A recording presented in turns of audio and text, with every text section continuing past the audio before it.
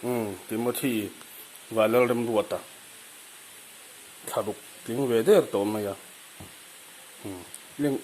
ut mai a uwe ro chu kumli le tling lo da wa sister lom pin ni tim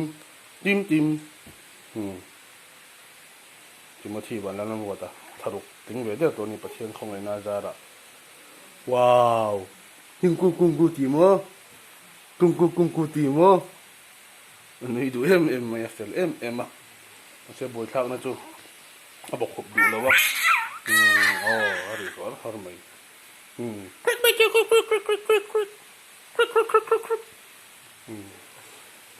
mi du lo te se to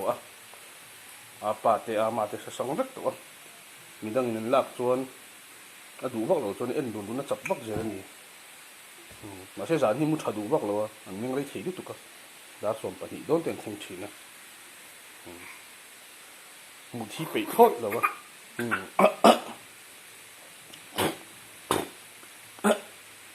một thằng bị rồi rất là bị rồi từ bằng tuần bom thầu tụt chú lõm thì em anh một chặt chắc để đủ lâu cả tên chuông thiếm tổ cả tên hết thiếm tổ cái nó buộc liền lâu chế chứ sớm nó tính lâu đâu tụ raกันง่ายฉลุลิงตอนนี้อูเต็ดลายอูกุมขัดลิงเวลาพี่กอดที่เขาให้หักสักทีริงตัวโอ้แควกจงตุ้มเป็นชานี่ที่สวยเวบอกเจอละจิมจุดนะเทียมตัวเขาขู่ลุยเทียมตัวขู่ลุยเทียมตัวhư đủ nuôi nó lên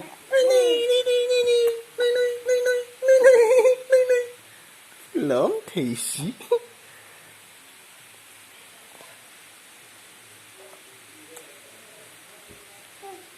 là những lệ trần toàn thì một rất khá những bom rất là ngai một khi những em mày u sister cho là mua này tim mà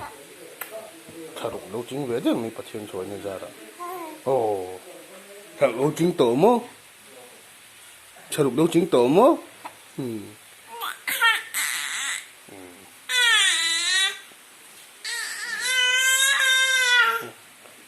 mà thì úp mày thì khăn